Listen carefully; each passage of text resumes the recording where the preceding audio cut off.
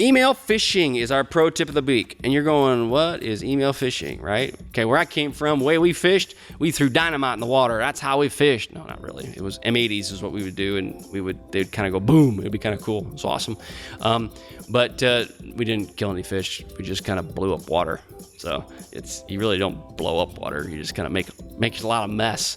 But anyway, sorry to digress. Email phishing, it's basically social engineering at its best. They send you a email crafted so that you will click on it, right?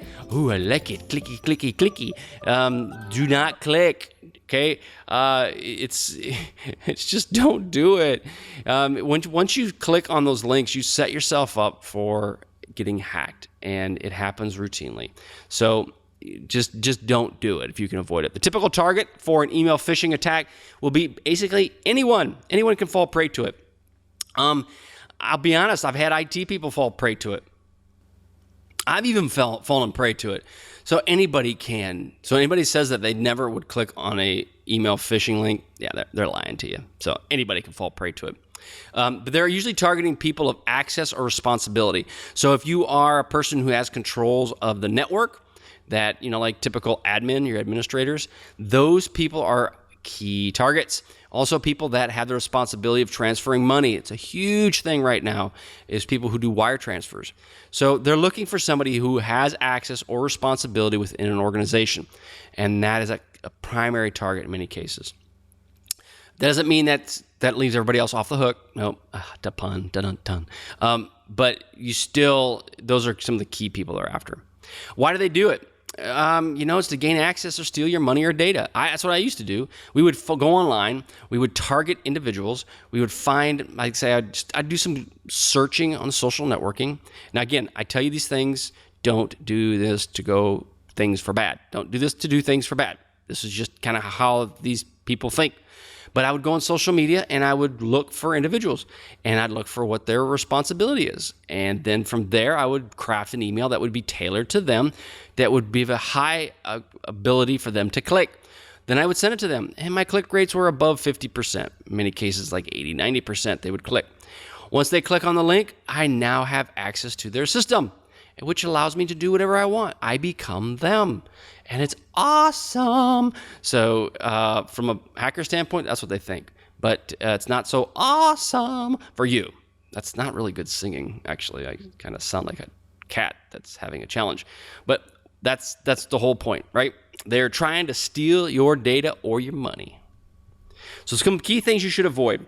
Brian Krebs talks about this. He says, if you didn't look for it, you didn't go looking for it, don't click it, right? So if it's coming to you, it's being served to you, and you didn't actually go to the site and put your email address in or any of those things, do not click on it.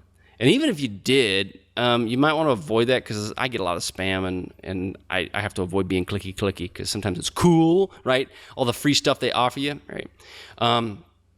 Links in emails, if you hover over the email, you'll see where it's actually going. Now, that doesn't always mean that that's bad, because some cases you may go to, like in my case, honestly, if you go to hover over my emails, it may send you to Aweber, which is an email collection company.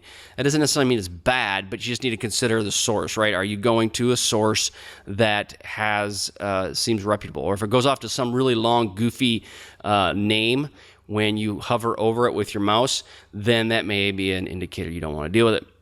Avoid clicking on links, videos, and pictures. Videos, especially because they have to run, and if they run the video content, it can download stuff to your system. Did that a lot.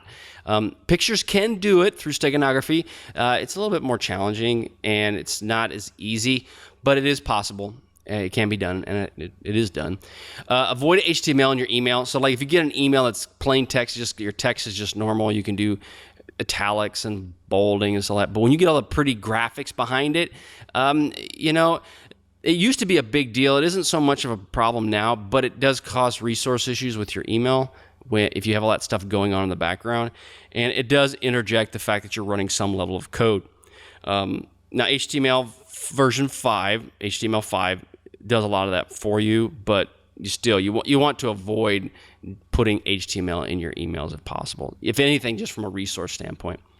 Google the email address or the link. If it's got issues, someone else has reported it, it'll show up. So if you have any questions, just Google it. That's good. The Oracle of Google will tell you.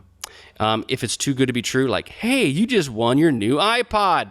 It's probably kind of dates me, but your new iPad, it's probably a little less dating. Your new iPhone, yeah, that's probably better. If you just won that and that's free, you got to do is click on this link to get it. I don't do it. If it's too good to be true, it is. Just think of that. It just is. And again, we talked about the consequences of that. They will gain access, and you need to consider the fact that if they gain access, they become you, and they can do bad things in your name. Okay, something to consider. All right, today we talked about all the data, the sensitive and legal requirements that are associated with it. We talked about personally identifiable information and processing credit cards. Also talked about hiring a professional, how important that is, depending on the site of your situation of your site, and reinstalling WordPress from backup. Just do it. Just do it. We have some other lessons that we can talk about that in the future or in the past. Depends on when you listen to this podcast. Virtual private servers versus shared hosting, and legal team and law enforcement, how important those two people or groups of people can be. And then getting your site removed from the blocked list. It's important to do that. Finally, the pro tip of the week, we talked about email phishing and watching out for the dreaded hook. All right, well, that ends our podcast for this week. Hope you enjoyed us today on WordPress Security Daily's podcast. If you feel interested in some more information, please feel free to stop by and check us out. We have some good stuff out there for you. It's free. It's awesome. And get your daily updates on WordPress Security at WordPressSecurityDaily.com. I'm here to help keep your business safe every day. All right, hope you have a wonderful, wonderful week, and we'll catch you on the flip side. See ya!